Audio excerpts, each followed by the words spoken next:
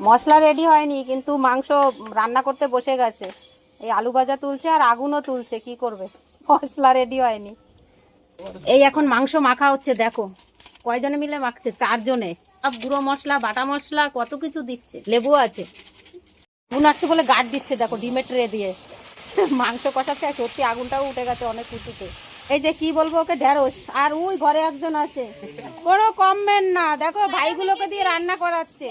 এরা কিচ্ছু পারে না, কিচ্ছু পারে না, এরা কিচ্ছু পারে না, বলে টমেটো কেটেছে। টমেটো কেটেছে, তোমরা কাটতে পারো টমেটো? ও আবার আলু কেটেছে, আমি তো দেখলাম তোর আলু কাটা। ওটাও দিয়ে দেবে ভিডিওতে। চলে এসছে রান্না করতে করতে, দেখো গামছাটা নিয়ে ধরেছে, মানে নোংরা না যায়। কি বুদ্ধি বলো।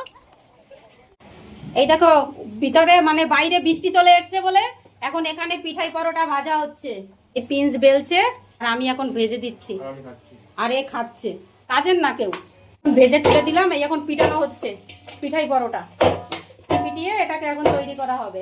মধ্যে অনেক কষ্টে এই রান্না বান্না শেষ হলো। এই এখন ওরা খেতে বসেছে। খাওয়া শুরু করলি কি তোরা? হ্যাঁ, খাওয়া শুরু করেছে। আলু পড়বে, দাঁড়া আমি দেখছি। মশলার মধ্যে এখন বোঝা যাচ্ছে না তো। কিরে একটু মুখে দিয়ে বল কেমন হয়েছে, কিরকম রান্না করলি? হেভি হয়েছে?